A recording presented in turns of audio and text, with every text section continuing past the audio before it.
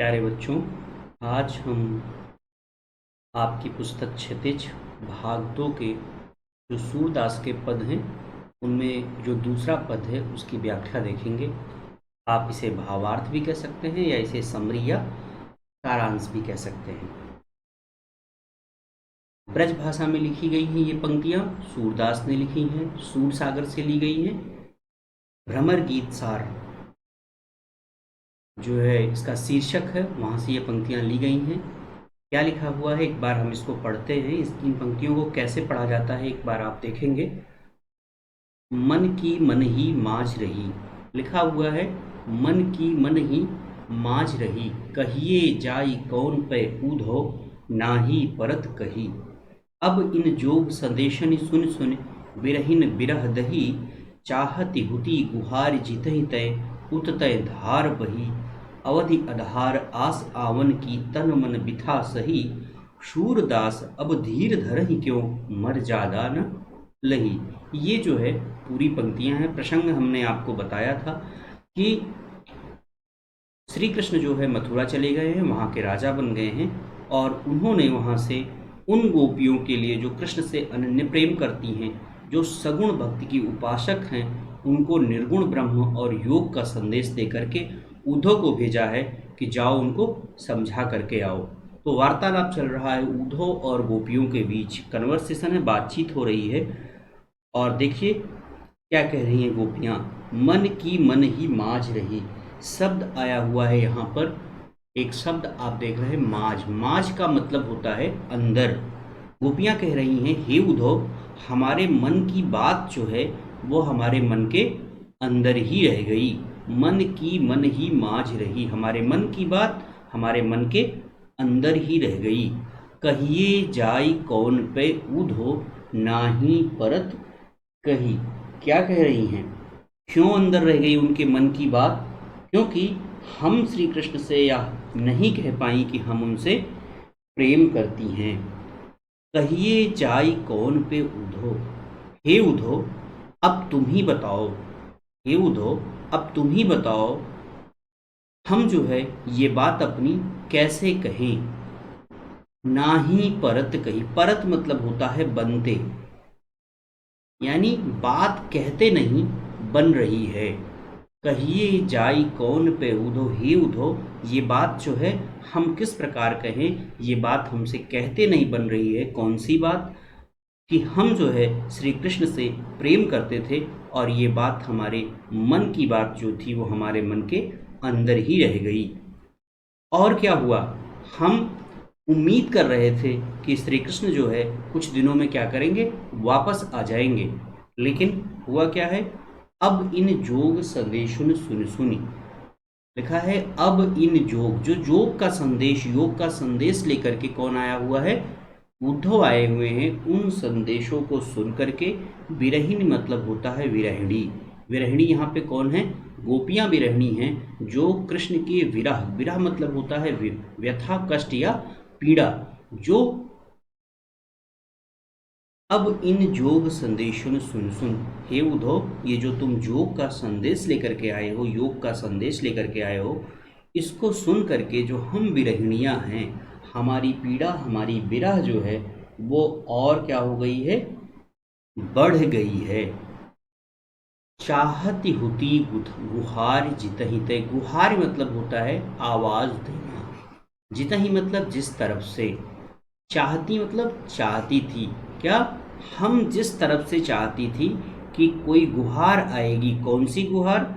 कृष्ण के आने की गुहार। सब आवाज लगाएंगे कि कृष्ण वापस आ रहे हैं, वापस आ रहे हैं। उत तय धार बही, उधर से ही क्या हुई है, ये जो है योग की और निर्गुण ब्रह्म की धारा बह चली है।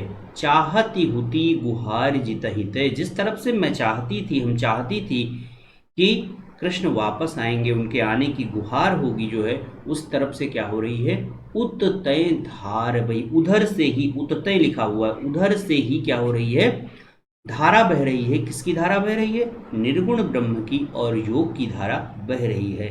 और क्या लिखा, अवधि मतलब होता है समय, आधार, आधार, आस, आशा, आवन, आने की। तो क्या लिखा, अवधि आधार आस आवन की, उनके आने की जो आशा थी उसको हमने समय का आधार बनाया था। जैसे जैसे समय बीत रहा था हमें उम्मीद थी कि श्री कृष्ण जो है मथुरा से वापस आ जाएंगे, और इस चक्कर में हमने क्या किया, तन मन बिथा, सही शब्द आया हुआ है यहाँ पर आप देख रहे हो, बिथा। बिथा मतलब होता है व्यथा, तो यहाँ लिखा है सही मतलब सहना, तन मन बिथा सही। तो उनके आने की जो आशा थी वह समय के साथ साथ हमारी लगातार बढ़ रही थी, बीत रही थी। वो था आधार, क्या, समय, अवधि, अवधि मतलब समय, आधार आस आवन की, तन मन बिथा सही। और इसके चक्कर में हमने क्या किया, अपने जो तन मन की पीड़ा थी, कष्ट कष्ट था, उसको भी सह लिया। हमने इतना सब कुछ किया, लेकिन कृष्ण ने क्या किया, कृष्ण ने तो हमारे लिए निर्गुण ब्रह्म और योग का उपदेश भेजा है। सूरदास जी गोपियों के माध्यम से कह रहे हैं कि सूरदास अब धीर धरहि क्यों।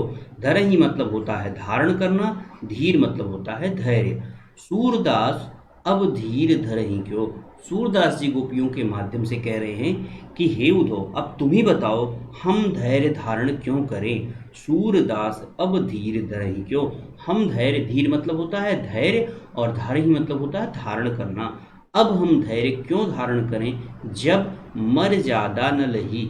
श्री कृष्ण ने किसी भी प्रकार की मर्यादा नहीं रख छोड़ा, यानी सभी मर्यादाओं का त्याग जब श्री कृष्ण ने कर दिया तो हम ही मर्यादा क्यों रखें। ये रही जो है इस पद की व्याख्या। एक बार इसको हम और व्यवस्थित तरीके से देखते हैं।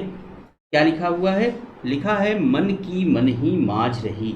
गोपियाँ उद्धव से कहती हैं कि हमारे जो मन की अभिलाषाएं हैं, मन की जो हमारी इच्छा थी, मन की हमारे जो कामना थी, वो हमारे मन के अंदर ही क्या हो गई, दबी रह गई। और वो कौन सी इच्छा थी, वो इच्छा थी कि हम श्री कृष्ण से यह कह नहीं पाए कि हम उनसे बेहद प्रेम करते हैं, उनसे अनन्य प्रेम करते हैं।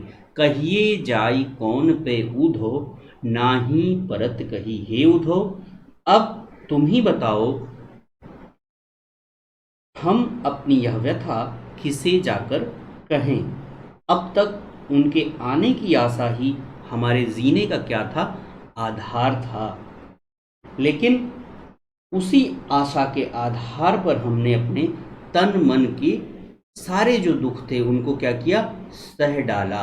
क्या लिखा है, अब इन जोंग संदेशुन सुन सुन बिरहिन बिरह दही। जो विरहिणियाँ हैं उनकी पीड़ा क्यों बढ़ रही है, उनकी पीड़ा लगातार, उनका कष्ट लगातार बढ़ता जा रहा है, क्योंकि उनको कौन सा संदेश सुना रहे हैं उद्धव, उनको उद्धव ज्ञान और योग, निर्गुण ब्रह्म का और योग का संदेश सुना रहे हैं। वो क्या चाह रही थी, वो चाह रही थी कि चाहती हुतई गुहार जितहि तय। वो चाहती थी कि जिस तरफ से हम जहाँ से भी कृष्ण के विरह की ज्वाला से अपनी रक्षा के लिए सहारा चाह रहे थे, उधर से ही निर्गुण ब्रह्म और योग की धारा बह चली है। अवधि आधार आस आवन की, उनके आने का सिर्फ एक आधार था और वो था समय। जैसे जैसे समय बीत रहा था, अवधि मतलब हमने आपको बताया क्या होता है, अवधि मतलब होता है समय। तो जैसे जैसे समय बीत रहा था वही आधार था उनके क्या, आने की आशा का। और इस चक्कर में हमने क्या किया, तन मन बिठा सही, इस चक्कर में हमने तन मन की व्यथा को सह डाला। सूरदास अब धीर धरहि क्यों। गोपियाँ सूरदास जी के माध्यम से कह रही हैं, या सूरदास जी गोपियों के माध्यम से कह रहे हैं, क्या, सूरदास अब धीर धरहि क्यों। अब बताओ हे उद्धव, अब तुम ही बताओ हम धैर्य क्यों धारण करें, हम धैर्य क्यों धारण करें जबकि मर्यादा न लही। श्री कृष्ण ने किसी भी प्रकार की मर्यादा हमारे लिए नहीं रखी। सूरदास गोपियों के माध्यम से कह रहे हैं कि अब जब श्री कृष्ण ने ही सभी मर्यादाओं का त्याग कर दिया तो भला हम धैर्य कैसे धारण करें। यह पद आपको समझ आया, नहीं समझ में आया, कौन कौन से शब्दों के अर्थ नहीं समझ में आए, कोशिश की है हमने सारे शब्दों के अर्थ बताने की, तो आप उसे कमेंट करिएगा, हम आपको ज़रूर उत्तर देंगे।